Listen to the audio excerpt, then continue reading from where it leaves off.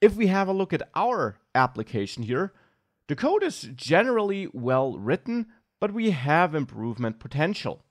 Regarding the performance, only a little bit with more const calls and so on. What we can't avoid here is that we basically always call build method in the main Dart file because we do use the media query in there, and well, it impacts almost everything here, and therefore there's little optimization potential.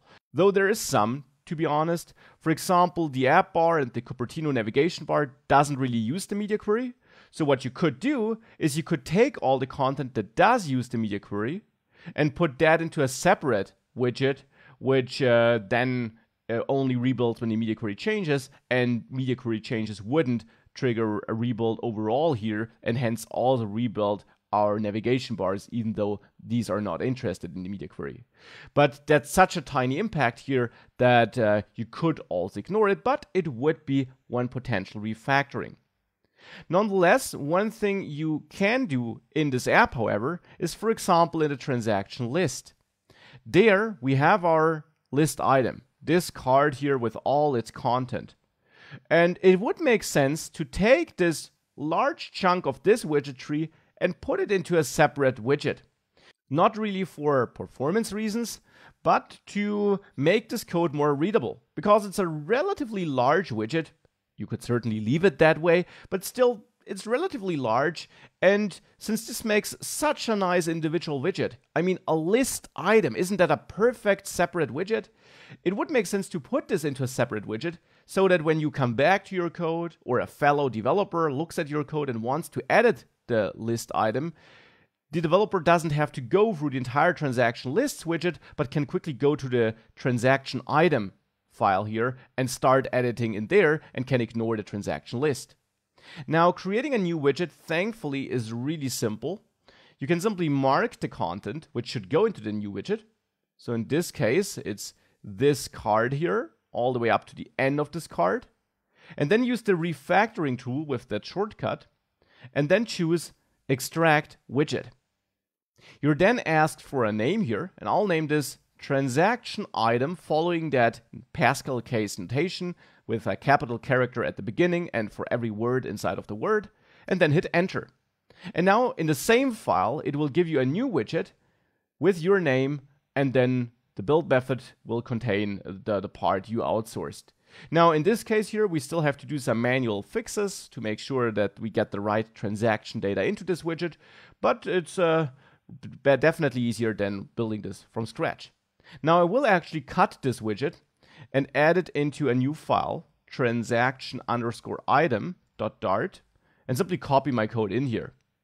Now in here we then need to import a couple of things. We first of all need the material Dart file. We also use the transaction model, so we will have to import that. And for this I'll go to the models folder and then import transaction Dart.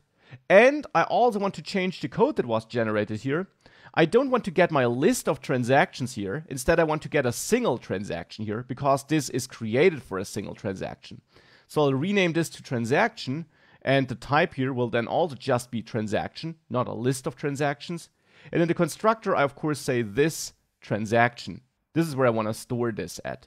By the way, this also created named arguments, and it added two things, the key and this part after the constructor, which we haven't learned about. For now, let's ignore it. I'll come back to this key thing here later. Other than that, it's a normal constructor with named arguments. Down in the code here, we can now simply refer to transaction, which is this new property I just created, .amount, and so on. So everywhere where we used transaction index, we now use just transaction. I'm also using the date format class here, and that means we also have to import the intel package, and there the intel Dart file. This unlocks the date format class. In the transaction list Dart file, we can therefore get rid of that intel import because we're not using it here anymore. And there, where this transaction item gets created, in case Flutter or this plugin still did it for you, you can remove the new keyword. It's not required. And the data we're forwarding, of course, is not transactions, but transaction, and the value for that is transactions index, because we're still in the list view builder, and hence we go through all the transactions, with the help of their length. And here, for every item that is built, we forward the transaction at that index we're building the item for. Last but not least, since we outsourced transaction item into a new file, you need to import that file here at the top by pointing at transaction item.dart. And with that, we have the exact same application as before. We'll also not have any performance gains, but this code is more readable. We have a shorter transaction list widget, and shorter generally always is better, because if you have less content in a file, it's easier to grasp what's happening in the file. And if you just want to edit the transaction item, you can simply go to the transaction item Dart file and have all the relevant content there. With that, our application still, of course, should work as before. If I add a new value here for today, let's say, that still appears here, and deleting it also still works.